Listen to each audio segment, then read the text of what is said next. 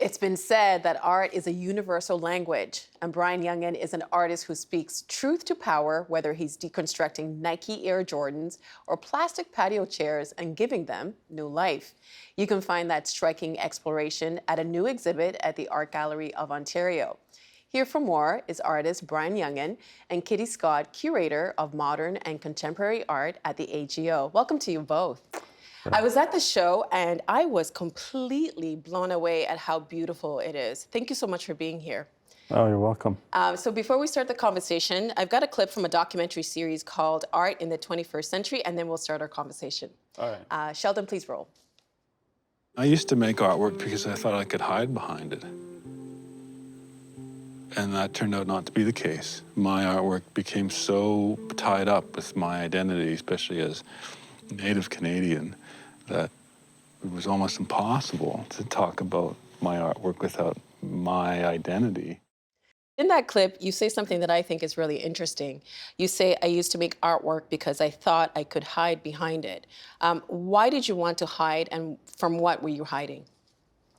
Oh, I think I'm just a pretty introverted, shy guy, and I have always made artwork, and it was something that was very important and useful for me in my life, and I never really intended things to get so, I guess, my artwork to become so popular. I mean, I'm very humbled by it, but it is something that I've had to really get used to. Like, maybe 20 years ago, I would have not been able to sit here on TV with you. I was a painfully shy person. When you repurpose things, because you're taking Air Jordans and making them into this beautiful art, when you do that, is there an intention to give these objects that we see every day, that we take for granted, is there an intention to give it basically a new life or a new voice through your art? Sure. I mean, they're very unusual things that you see. So like they kind of fluctuate between absurd and uncanny in my mind. Like,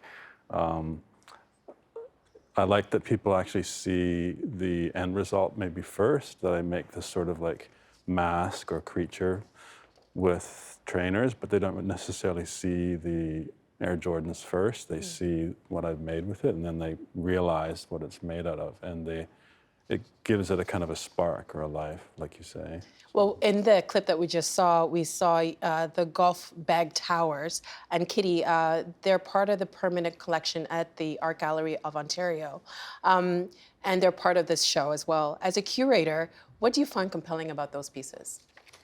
Well, you know, I think like all of Brian's work, they have this ability to, or they show off, in a way, Brian's ability to work with these materials in a highly innovative and compelling way.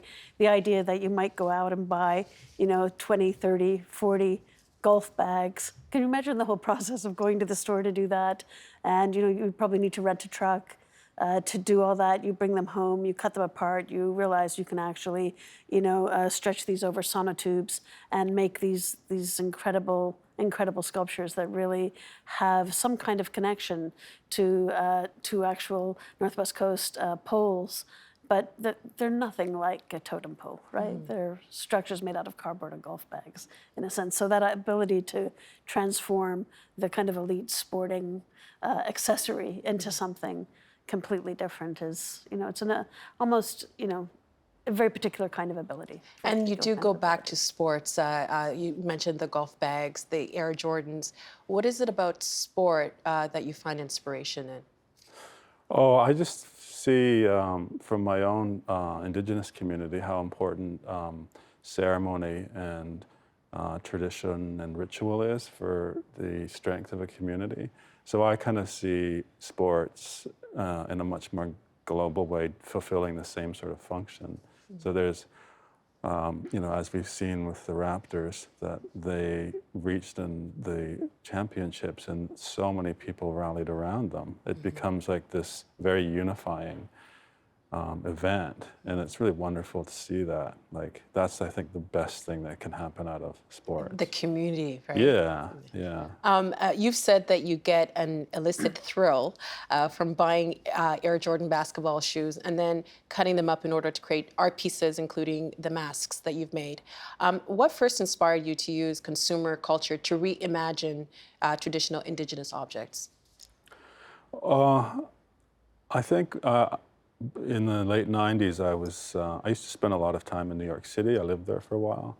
And I saw the Nike Town store was showing some of their early Air Jordan prototypes in display cases that were like museum cases. And that very same day, I was actually at the Museum of Natural History looking at Native American artwork, and to me, it kind of clicked as this connection between both of these things being treated as very fetishized, almost commodities, like how art has become a commodity as well.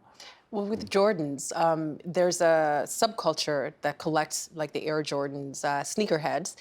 They'll line up for days to buy these shoes that are very expensive. Have you had any reaction from people who collect these objects?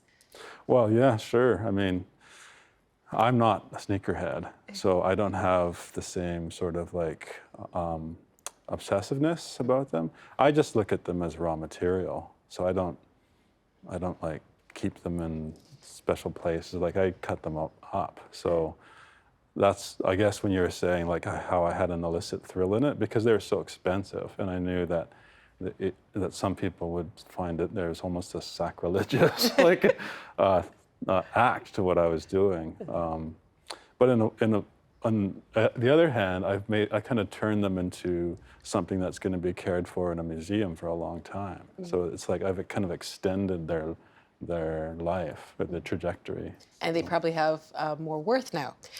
My opinion, anyway. Kitty, when did you first discover Brian's work and think this is important?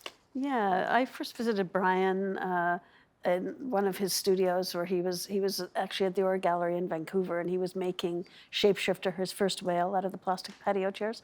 I'd known him for a little bit of time before then, but I think when I went in there and saw what he could do with a white plastic patio chair, for me it's like, how do you look at one of those things and imagine a whole whale skeleton? You know, I just thought that, oh, there's something going on in this brain that's highly intriguing. Before that, I had seen the show at the Charles H. Scott where he showed his first prototypes for New Understanding, which is the first time he took Air Jordans and transformed them into sculptures that resemble Northwest Coast masks. And of course, those were equally compelling.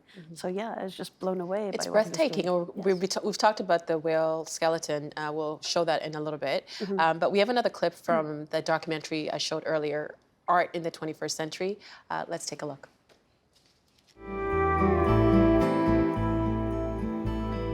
If you ask any Native Indian person, where are you from? They wouldn't really say the city they happen to be living in. They would say where their blood relations are. I'm Daneza, so that is a very specific part of the country. But I moved to Vancouver when I was 18 to go to art school. And that was the first time I lived in a city. I love the opportunities and the culture around you when you're in a city, but I prefer to live out here. It's nice to see all the sage blooming, eh? What beautiful imagery. It's gorgeous. I forgot they had that music on there. Do you like the music? Oh, yeah. It's just so beautiful there. So how does living in those two places, the city and the farm, impact your art? Oh, like I'm somebody who needs to have a lot of time alone. That's something I just really need, and so that's kind of what life at the ranch is like. And I have a really wonderful studio there, and some really great employees who help out and do so much for me, and so I'm very grateful for that. And I'm able to produce a lot more artwork and think about stuff there. And then I travel for exhibitions, so I'm in cities quite often. And I really like that relationship. So. Does one give you more inspiration than the other, or is it just Well, I lived in Vancouver for 20 years, and that's where I made the majority of the work that's in the show at the Art Gallery of Ontario. And there is a very strong sense of, I think, the coast and Vancouver in that show. But I live in the interior BC now, so it's slightly different. But yeah, my work definitely relates to, I think, an urban experience with Air Jordans and whatnot. So, but ironically, I live out in the country. in the country? Well, Kitty, this new exhibition, it's called Friendship Centre. Why that title? You know, when we were beginning to work on the show about 2 years ago, Brian came to the AGO and we were looking at the galleries, the Zach's Pavilion, and Brian and I kind of remarked on how this looked very much like a gym. And Brian, do you want to talk a little bit about friendship centers? And Oh yeah, sure. I mean, I think friendship centers are very specific to Canada, and they were started in the 50s across the country as locations like community centers for Indigenous folks who were moving to the city or had been relocated to the city. So they became these resource centers, and their kind of goal was to be very welcoming and also to teach people in the city about Aboriginal culture. And they still exist in almost everywhere in Canada, and they're very specific to Canada. And so I had a studio in Vancouver a long time ago that was right behind the East Vancouver Friendship Centre. So I spent a lot of time there, and they had a gymnasium, and I was very, like I could literally look out my studio back door into the gymnasium. So I saw so many different activities happening there, and it was wonderful to meet people and hang out there. And so I kind of want to recreate that feeling for my exhibition at the Art And I think Gallery. you do get that sense because when you go to the Art Gallery of Ontario, you enter this one room and it's huge, first of all, and it's the lines on the court like a basketball center, a basketball court. How difficult was that for you to set up? yeah, you know, I think it's a certain kind of challenge because I've never put a basketball court into an art gallery before. And of course, you know, it's really coming from an artist's idea. And so Because it's the same width, right? Like the same roughly, specs? yeah, roughly the same kinds of Yeah, porches, the architecture approximate. just really suited turning it Yeah. into a gymnasium. Yeah, but like working closely with Brian to understand what the floor is going to look like. You know, if you do a gymnasium floor, it can be wood, it can be, you know, it can be green, brown, black, whatever color you want these days. So we settled on black as a great, you know, backdrop, and then Brian designed all the lines. And, you know, it's a big challenge to do something like that in the gallery, of course. I did drawings of court lines and basketball courts. So to me, I see the floor as kind of like a very large drawing. And so that was kind of exciting to have that. I mainly make my own work, so when I have things fabricated, I'm always a bit nervous, but it turned out wonderful. And when you're doing something, do you know what it's going to be at the end, or is it just something that flows? Oh, I like the freedom of not knowing a destination. There's a certain excitement about working that way, but it's very, very stressful. I think in a I guess way for curators too, it'd be stressful. Yeah, you have to have kind of faith in it, right? And Right. you go along for the ride, and you're like, we're going to do this. But yeah, it's kind of terrifying in a way, and you don't know where you're going to end up. But I think we ended up in a great place. Well, let's talk about some specific pieces. I wanted to talk about King Capra and others. What first prompted you to explore more abstract forms like those pieces? Oh, I've always been really interested in abstract modern sculpture and where that came from out of like non-Western sources. So I felt like in a way I was revisiting this idea of modern art, but through this filter of being from an Indigenous background. So I wanted, and I also wanted to make something with the trainers that didn't really have the same sort of use of something that you would wear. But how did you see that? Because when I see a trainer, I don't, like, what you've created is so fantastic, but what drew you initially to see a sneaker as a mask? Well, maybe I don't really look at objects in the world the same way most people do. Like I look at it, how things can come apart or how they don't function. For instance, the chairs, if once they're broken, most people throw them out, but I find that really liberating to see. Well, yeah, let's talk about that piece. Where did the idea for your whale skeleton sculptures originate? Oh, I was fascinated in those chairs for what I just mentioned, that they have beautiful form. Once they're broken, people just chuck them out because you can't fix them. So they're incredibly wasteful. But I also was researching the whaling industry on the West Coast around 20 years ago, and I realized, or I've read that the petroleum industry replaced whale oil as a source of heating oil. And so that was very interesting to me. So I decided to make something totally organic, like a skeleton out of something that's totally inorganic, this petroleum-based plastic. So that will last for a very long time. And even just like when you look at the detailing, Kitty, you know, when you look at it up close and you see those bolts, like it's just breathtaking. Yeah, I mean, we have some great footage in the archive section of the exhibition of him taking bits of plastic chair and trying to fit them together to figure out how he's going to make this form. And it's fascinating to watch. I mean, I'm not sure how he does this, but he's sitting here and he does do it. So. Well, in the catalog that accompanies the exhibit, Kitty, you write, Brian Jungen is a maker, an artist renowned for the ways in which he works with his hands to transform a wide variety of objects and materials. In recent years, Jungen has opened up new avenues of inquiry, seizing on an even greater range of materials. He has learned traditional Indigenous techniques and has introduced this knowledge into his sculptural vocabulary. What do you find appealing about the sculptures that Brian has created by blending chairs and traditional animal skin drum heads, as you can see in these images? Yeah, you know, I think he's really asking us, you know, what is sculpture, or telling us, like, this is what sculpture can be. And it's a completely new language. I've never seen anything like it before. I love the ideas that the drums themselves are, you can actually play them. I mean, Brian doesn't make them to play them, but they have been played once. I think they're exquisitely beautiful. Drumming is very important to my Daneza culture, but also most Indigenous cultures. And it's something, I consider that like a very kind of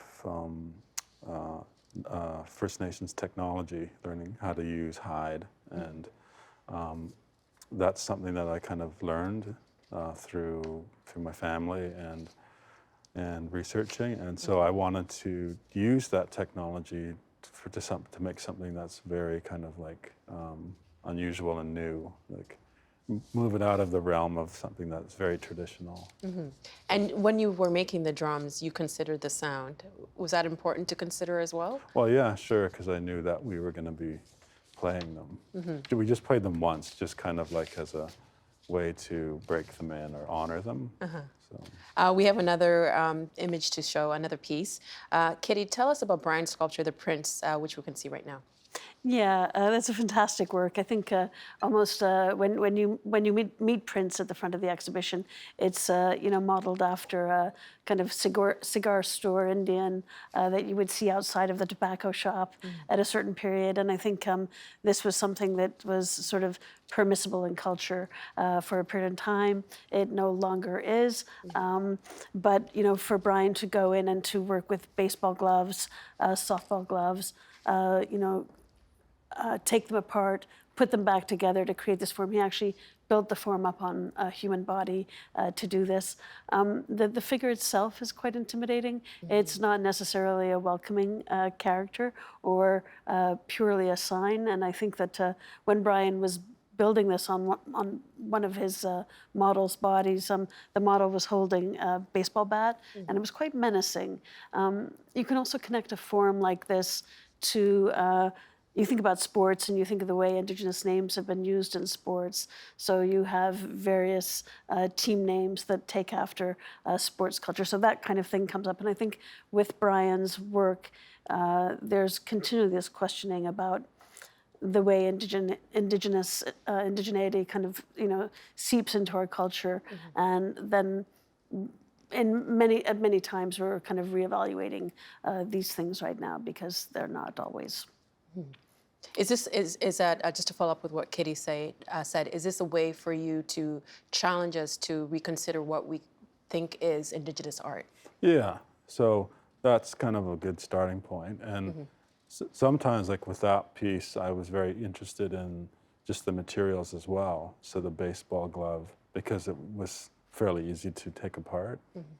I was also looking at things like Japanese armor around then, and I wanted to make something that was almost like soldier-like too, but also had this, like Kitty said, this like cigar store Indian. Like I've actually never really seen one of those because that's disappeared before my time. But you see them in film, in old movies and stuff. So. And when I was at the media event for this exhibit, you told a story about the relationship between golf courses and reservations. Can you expand on that? Yeah, like in Metro Vancouver, there's a number of golf courses that are on leased land from different nations, Musqueam Nation and other Coast Salish nations, and it struck me as a very different, completely polarized view of land use. And here we have like sanctioned, government-controlled, federal government-controlled housing on, and often contested land, and then a golf course, which was seemed like the ultimate kind of luxury and questionable water use, you know, use of land. So that's kind of where that all started. And of course, if you're Indigenous and you mention golf or golf courses, you almost always think of the Oka crisis in 1990, which stemmed from a dispute over the expansion of a golf course. So that I took cues from all that, and I think especially if you're somebody who remembers that period or is aware of that type of land use, then you can pick up on those. I also like with those materials, I actually didn't have to change them very much. Like everybody it comes with a predetermined idea of what a totem pole looks like. So I didn't actually have to change them very much. We all have that shared idea of what that object looks like.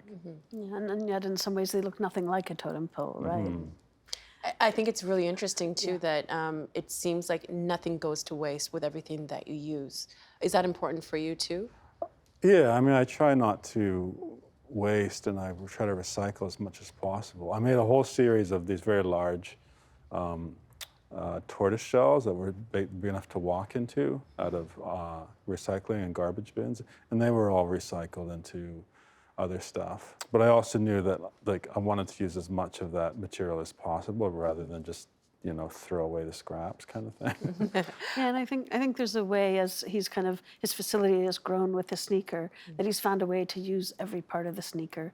So a lot of the works incorporate the laces now as tufting and fur, and yeah, I think it's developed his use. I think that came out of my like upbringing of being kind of like growing up we're fairly modestly, and just how especially my Indigenous family uses as much part of animals from hunting as possible. And that also comes into your art because you are a hunter. So the way you create things, it's also like knowing the anatomy of something, right? Yeah, yeah. So I made some of the, I think there's video footage in the archive as part of the exhibition where a friend with his phone videotaped me cutting up a sneaker, and I did it quite quickly, and he said it was like skinning a salmon, or gutting a salmon. It's amazing. Because it's amazing. I never thought of that, but it was like, yeah, it kind of is actually. Yeah, layers and layers of it. Well, we are running out of time, and you know, Jordans come in boxes, and people who collect the Jordans also collect the boxes. But you've actually have the boxes on display as well. Yeah. And they're full of stuff. Like, what's in the boxes? Yeah, well, the contents of the boxes are on the screens of the televisions that are in the room, and there are about 3,500 images of the contents of those boxes. We have. There's like beautiful things. There's all sorts of stuff. And it's stuff that you keep, right? Well, yeah, I mean, I've been using this material for 22 years, and Air Jordans, and I have most of the boxes still. So I have like thousands. And I started using them just to store stuff, and just like everybody, you know, like tax returns and Right. jeans that don't fit or whatever. One day will fit. Yeah. And so it just became more and more of a mass. And then when I moved out to the ranch, I designed a wall so I could have most of them on display. And it's as soon as Kitty saw that my archive, she really wanted to investigate it and make it part of the exhibition. Why? But it is like, it is a mixture of things that were influential, but also just like detritus from my life, just stuff that I've kept over the years. Highly personal, highly personal. It's material. very personal, right? And Kitty, what do you hope people take away from Brian's exhibit? Well, I think, you know, there's an opportunity here for people to see the broad range of work that he does and his really complex understanding of the objects that he works with. And, you know, everything that he's doing comes through some sort of Indigenous filter, but it's not, you know, it's not the beading work we know. It's not the moccasins. It's not the totem poles. It's actually a whole new language that draws on all of that knowledge. And ways of making and thinking, and brings forward a whole new language and whole new way of making art that I think is absolutely exceptional and something that everybody can actually access. It's very accessible. I agree. Kitty and Brian, thank you so much for being here. It's been an absolute pleasure having you here, especially since this is not something that you like doing. Oh. But you were fantastic. I'm all right. I'm better at it. And everybody at home should see it and give yourself extra time, because I think there's a lot to take from everything. Thank you so much for being here. Welcome. Thank you. The Agenda in the Summer with Nam Kiwanuka is brought to you by the Chartered Professional Accountants of Ontario. CPA Ontario is a regulator, an educator, a thought leader, and an advocate. We protect the public. We advance our profession. We guide our CPAs. We are CPA Ontario. And by viewers like you. Thank you.